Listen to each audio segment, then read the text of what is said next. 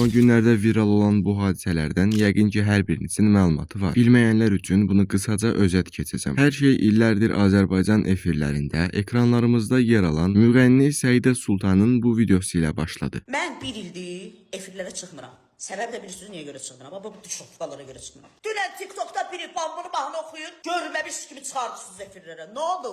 Aparıcılar, hamınız səviyyəsizsiniz. Heç birimizin savadı yoxdur. Efirdə gör kim bizə barmaq sirkəliyir, kim bizə tərbiyə göstərir, kim bizə qeyrət dərsi keçir, məsləhət keçir.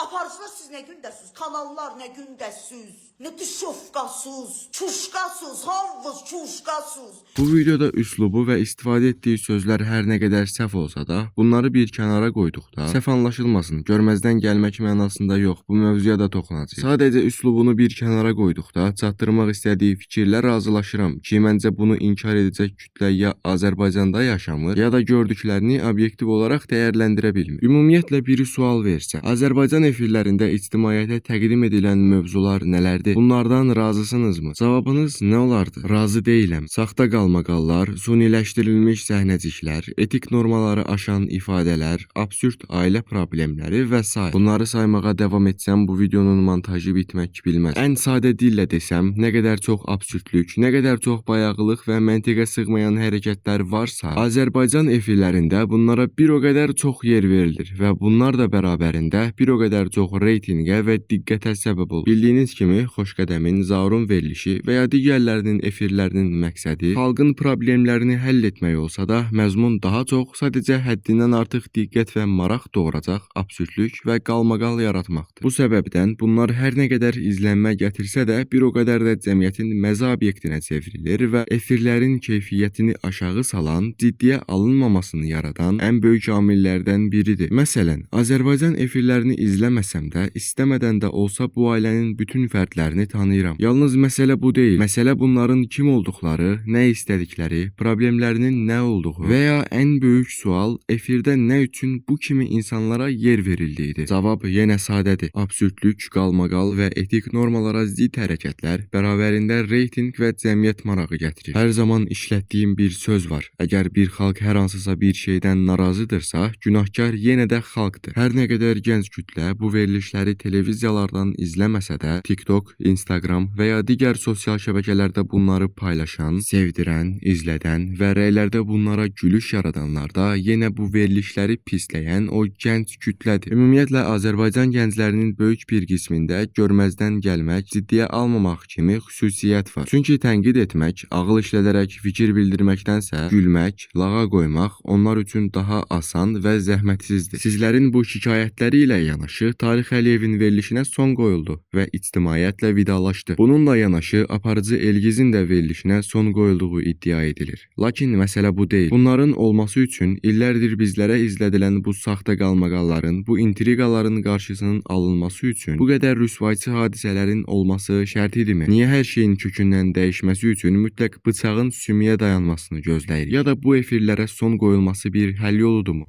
Xeyr, əlbəttə ki, bu bir həll yolu deyil. Çünki bununla yanaşı, cəmiyyət üçün daha yararlı olan, insanların yaxşı yöndə diqqətinə səbəb olacaq, daha intellektual, daha peşəkar, daha əyləncəli efirlərin olması şərtdir. Bir də sosial şəbəkələrdə Səidə Sultan haqqında deyilən bu şəkildə rəylərlə də çox qarşılaşdım. Sən özün kim olmusan ki, bu haqda rəy bildirən özü biabırçı görüntüləri ilə tanınır. Sənin bu haqda danışmağa haqqın belə yoxdur və s. İlk növbədə bunu deyim, bu mənim şəxsi düşüncəmdir. Bədən üzvləri ilə gündəmə gəlməyə çalışan, diqqət çəkmək istəyən, bununla şan-şöhrət qazanan insanlara istiqanlı yanaşmıram və gördükləri işi də təqdir etmirəm. Yalnız bu o demək deyil ki, bu insan ictimai bir məsələ haqqında fikir bildirə bilməz. Xeyr, Azərbaycan vətəndaşı olan hər bir şəxsin azad söz hüququ var, lakin etik normalara uyğun şəkildə və heç kimi təhqir etmədən. Bu səbəbdən çatdırmaq istədiyi fikir hər nə qədər düz olsa da, Səidə Sultanın etik normaları müdafiə etdiyi, bununla mübarizə apardığı apardığı təqdirdə